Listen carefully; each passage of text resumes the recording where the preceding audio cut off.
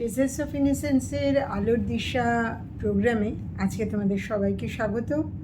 আজকের আমাদের বিষয় নার্সিং কেরিয়ার।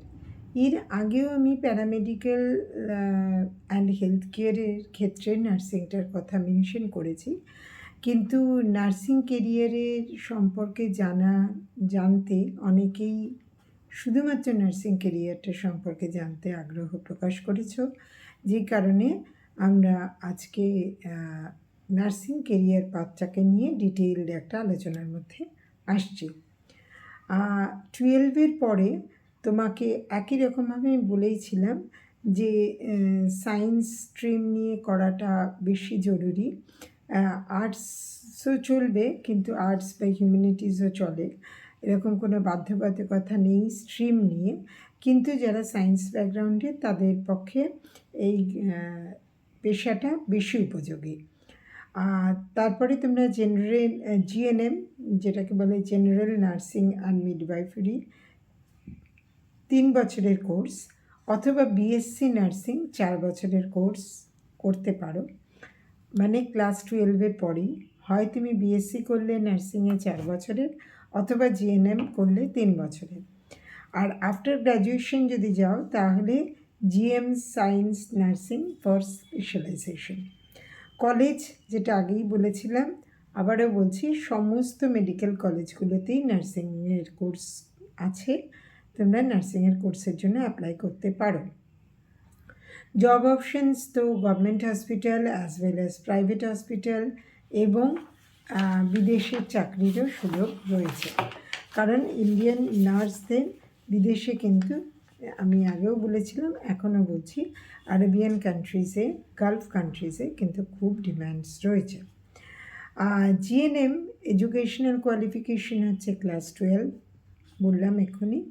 সাবজেক্টস হচ্ছে ইংলিশ প্লাস এনি 40% এগ্রিগেট। ইংলিশটা তোমার একটা থাকতেই হবে তোমার সাবজেক্টের মধ্যে 12 অবধি, এবং 40% এগ্রিগেটে রাখতে হবে।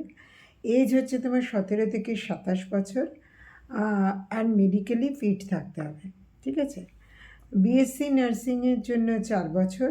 এডুকেশনাল কোয়ালিফিকেশন হচ্ছে 12 সায়েন্স নিয়েই পড়তে হবে, ফিজিক্স, কেমিস্ট্রি, বায়োলজি আর English, with 45% marks, 40% for reserved categories.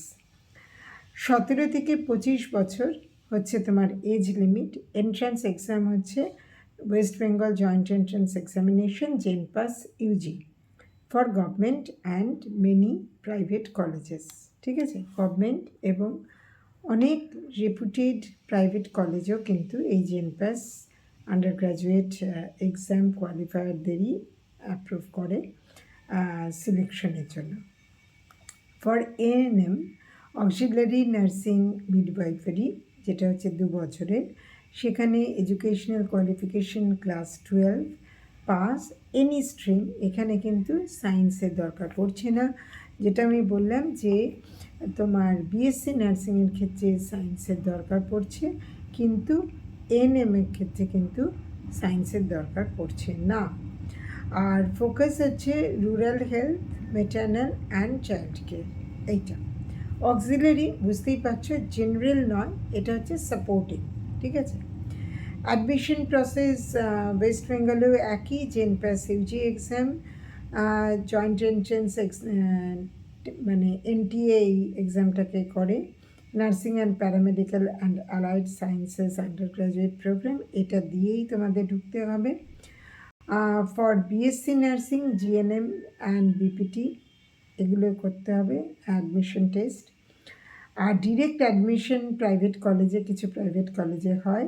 GNM এবং এএনএম গভর্নমেন্ট ইনস্টিটিউটস যেগুলো রয়েছে সেগুলো তো আগেই বললাম, যে government medical college Kolkata, college of nursing, NRS medical college Kolkata, এরকম সব কটাই রয়েছে। তাছাড়া প্রাইভেটেও রয়েছে, প্রাইভেটের নামগুলো আমি মেনশন করছি না।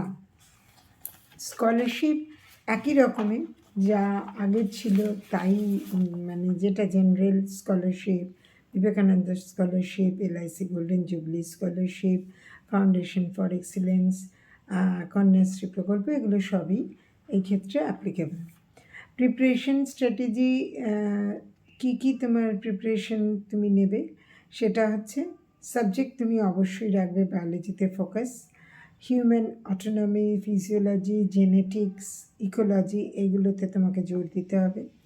কেমিস্ট্রিতে কোন কোন সাবজেক্টগুলোতে, আমি এই সাবজেক্টগুলো মেনশন করছি এই কারণে যারা সায়েন্স নিয়ে পড়েছে তারা এই সাবজেক্টগুলোকে আরও স্ট্রং করবে, আর যারা সায়েন্স নিয়ে পড়েনি, যাদের পক্ষে ফুল সিলেবাস কভার করা সম্ভব নয়, তারা কিন্তু এই পার্টিকুলার টপিকগুলোকে খুব ডিটেলে তাদেরকে পড়তে হবে। অন্যগুলোকে হালকাভাবে পড়ে গেলেও হবে, কিন্তু এই টপিকগুলোকে খুব জোর দিয়ে পড়তে হবে। আমি আবারও মেনশন করছি, বায়োলজিতে হিউম্যান অটোনমি, ফিজিওলজি আর জেনেটিক্স, ইকোলজি। কেমিস্ট্রিতে অর্গ্যানিক বেসিক্স, বায়োমলিকুলস আর এভরিডে কেমিস্ট্রি। ফিজিক্সে হচ্ছে মেকানিক্স, মোশন, হিট, লাইট। ইংলিশে ভোকাবুলারি, গ্রামার অ্যান্ড কম্প্রিহেনশন। ঠিক আছে। রিসোর্সেস হচ্ছে তোমার ক্লাস 12-এর স্টেট লেভেল এবং ন্যাশনাল লেভেলের বুকস। প্র্যাকটিস বুকস কিছু দেখতে হবে, নার্সিংয়ের জিএনএম এবং এএনএমের রিসোর্স মেটেরিয়ালস তোমাকে দেখতে হবে, সেটা তোমার অনলাইনে প্রচুর রিসোর্সেস পাবে। আর মোটামুটি প্রত্যেক দিন 2 ঘন্টা বায়োলজি, 1 ঘন্টা ফিজিক্স কেমিস্ট্রি আর 30 মিনিট মতন ইংলিশ, পরীক্ষার 5-6 মাস আগে এই রকম প্রিপারেশন তোমাকে নিতে হবে। আর উইকলি প্র্যাকটিস টেস্ট দিতে হবে পরীক্ষার 2-3 মাস আগে থেকে। পরীক্ষার 2-3 মাস আগে থেকে তোমাকে উইকলি একটা করে প্র্যাকটিস টেস্ট দিতে হবে। আর ইউটিউবে প্রচুর লেকচার্স আছে, প্রচুর রিসোর্সেস আছে, প্রচুর ফ্রি মক টেস্টস আছে। তোমরা জাস্ট নার্সিং কেরিয়ারের জিএনএম এক্সামসের জন্য সার্চ করলে বা এনএম এক্সামসের জন্য সার্চ করলেই তোমরা পেয়ে যাবে। প্রিপারেশন অ্যাপস প্রচুর আছে, সেগুলো আমি মেনশন করছি না, সেগুলো সবই তোমার প্রাইভেট, সো আমি এগুলো মেনশন করছি না। আর ইন্টার্নশিপ এবং ট্রেনিং ভালো নার্সিং কলেজ থেকে বা মেডিকেল কলেজ থেকে, গভর্নমেন্ট মেডিকেল কলেজ বা রেপুটেড মেডিকেল কলেজ থেকে তুমি যদি পাশ করো, সেখানে তোমাকে 6 মান্থসের কম্পালসারি ইন্টার্নশিপ করানো হয়। ভালো গভর্নমেন্টে করলে গভর্নমেন্ট স্কুল কলেজেই, মেডিকেল কলেজে, গভর্নমেন্ট হসপিটালেই করাতে পারবে আর করতে পারবে।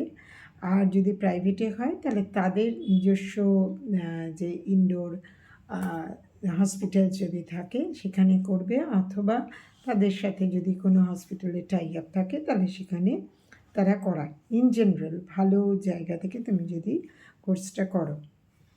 জব অপশানস হচ্ছে স্টাফ নার্স, সেটা প্রাইভেট এবং গভর্নমেন্ট দুক্ষেত্রেই হতে পারে। আর কমিউনিটি হেলথ ওয়ার্কার হিসাবে তুমি কাজ করতে পারো।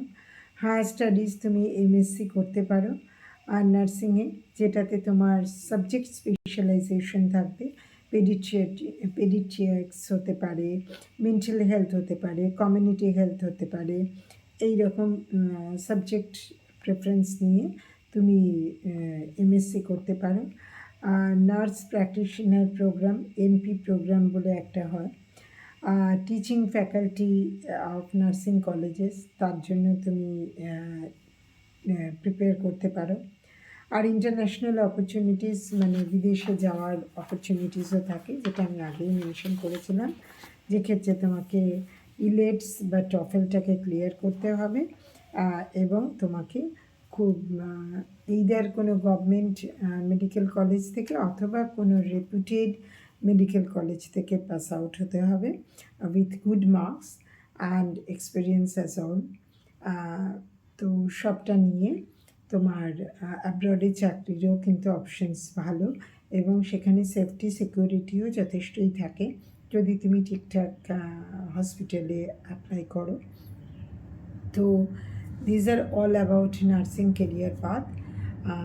আশা করি তোমরা যারা পার্টিকুলারলি নার্সিং নিয়ে জানতে চেয়েছিলে তারা উপকৃত হয়েছো, তাদের ইনফরমেশন তারা পেয়েছো আলাদা করে, কারণ ওটা খুব জয়েন্ট ছিল, মিলিতভাবে ছিল। এখানে তুমি আলাদা করে নার্সিংটাকে আমি বললাম। এইটাতে আশা করি তোমরা উপকৃত হয়েছো। তোমাদের অনেক অনেক শুভেচ্ছা জানিয়ে আজকে সেশন শেষ করলাম।